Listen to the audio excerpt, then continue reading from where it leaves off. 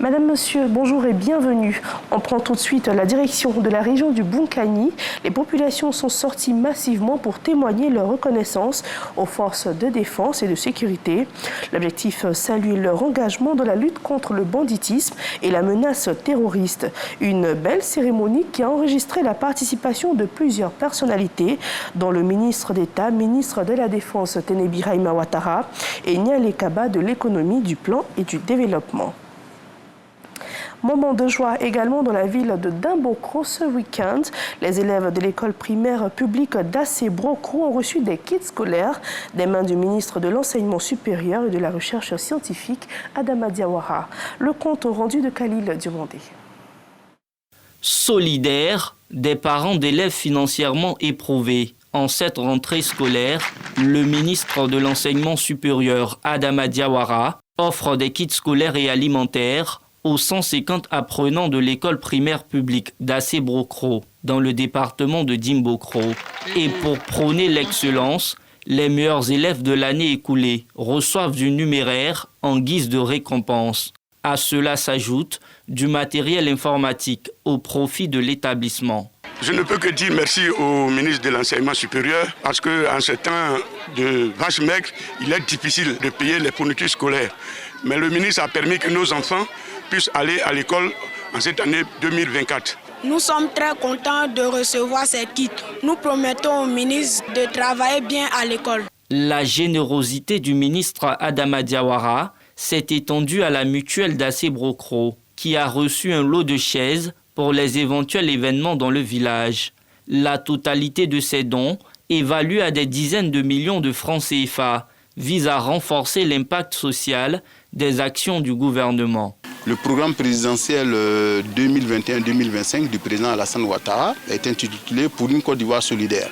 Évidemment, le président de la République et son épouse font au quotidien montre de cette solidarité envers l'ensemble de la population ivoirienne. Vous voyez, le président de la République, il donne l'exemple, donc ses collaborateurs, dont je fais partie, nous avons le devoir de relayer cette action présidentielle sur le terrain. Donc c'est ce que je viens de faire aujourd'hui au profit d'Assé-Brocro. Dans leur ensemble, les populations d'Assé-Brocro ont promis d'œuvrer au raffermissement de la cohésion sociale, chère au président de la République, Alassane Ouattara. La communauté éducative, quant à elle, s'est engagée à améliorer les résultats scolaires. Et après les écoliers de la ville de Dimbokro, c'est au tour des élèves de Kabala, dans le département d'Odiéné, de recevoir des kits scolaires, un don de la ministre de l'économie, du plan et du développement. Éric Goré pour le reportage. Les écoliers de Kabala, à l'honneur avec un note du jour particulier en cette rentrée scolaire 2024-2025. Kaba Niale, ministre de l'économie, du plan et du développement, est allé apporter son soutien par une distribution de kits scolaires et des conseils avisés à ses bénéficiaires. Illustration dans cette école primaire qui porte son nom.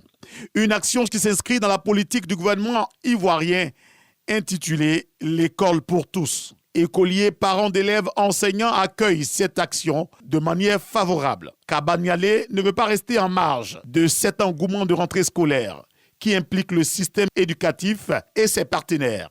Les populations m'ont fait l'insigne honneur de faire porter mon nom à l'école primaire publique de Kabala.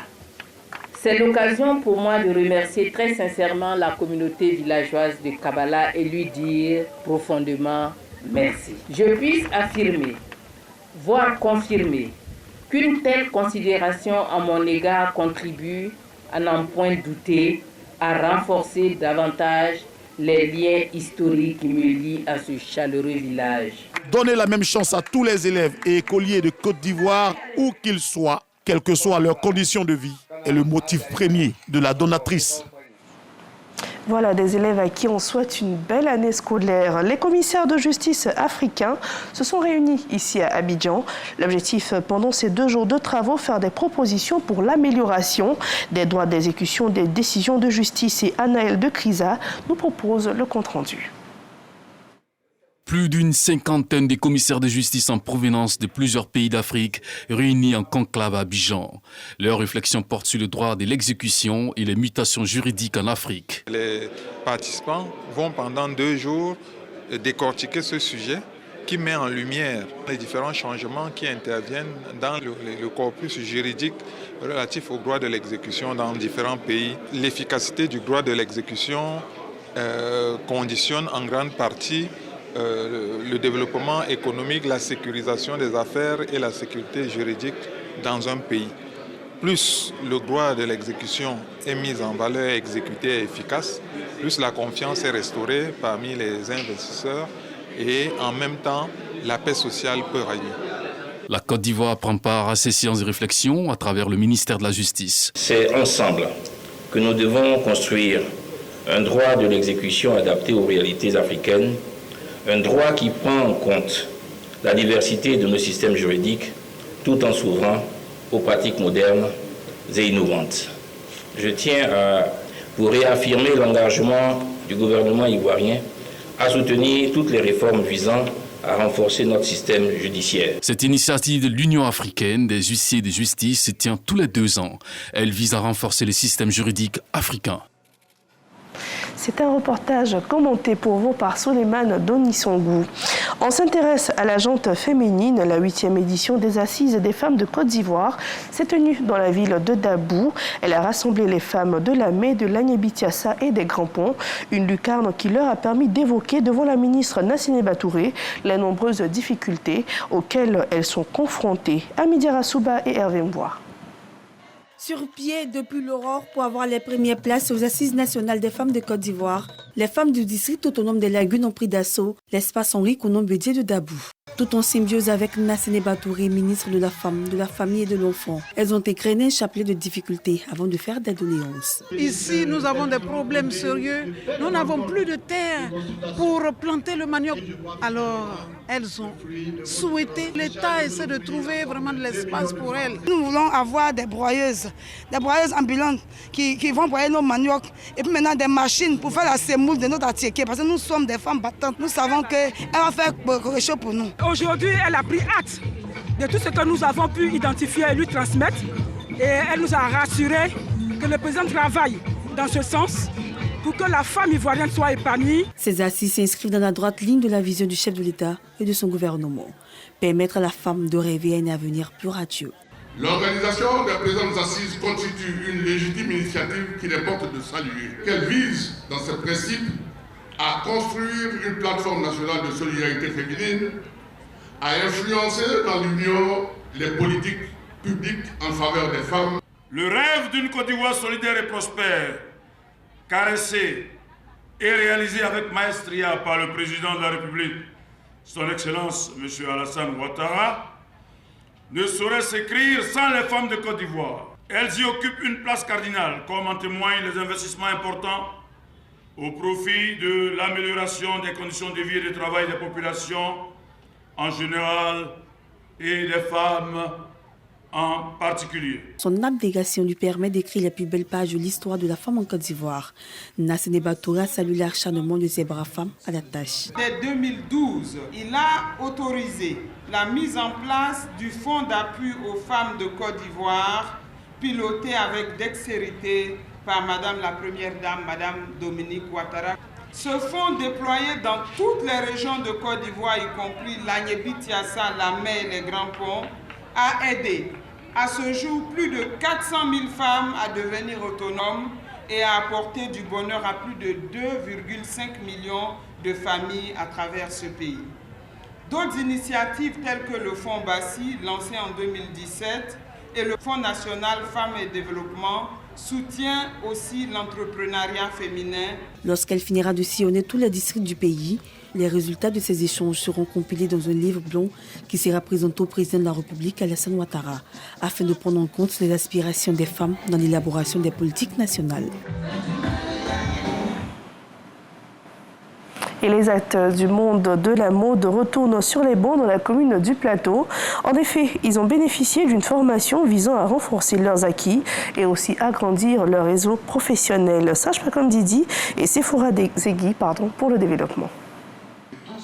Formation, professionnalisation, financement sont les thématiques abordées au cours de ce séminaire de formation à l'endroit des acteurs de la mode réunis au sein de l'AMCI, Association des créateurs de mode de Côte d'Ivoire. Également au centre des échanges, l'apport de la technologie dans la bonne marche des activités de la mode, notamment l'intelligence artificielle, avec tous les avantages qu'elle peut offrir au secteur. Beaucoup ont appris sur l'État dans notre métier et il faut passer à une autre étape, donc la formation. En passant par cette formation, on s'est dit qu'on peut gagner plus. Pour vendre, pour faire un défilé aujourd'hui, on peut le faire par lunettes. Donc vous voyez que les choses changent. Nous avons aujourd'hui l'intelligence artificielle.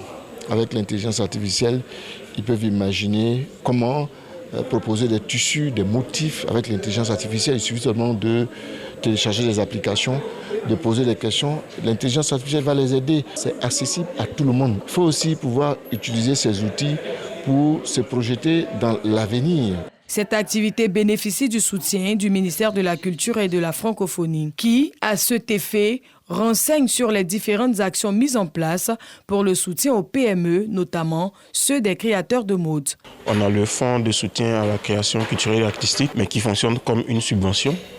On a également le guichet unique de financement qui est sous forme de prêt. C'est le souhait de Madame la ministre de la Culture et de la Francophonie qui met un point d'honneur au développement et à l'appui technique, à l'appui financier de ces créateurs de mode. Avec cette formation, les créateurs de mode de Côte d'Ivoire réaffirment leur volonté et engagement à approfondir leurs connaissances en vue du développement et la gestion harmonieuse de leurs activités.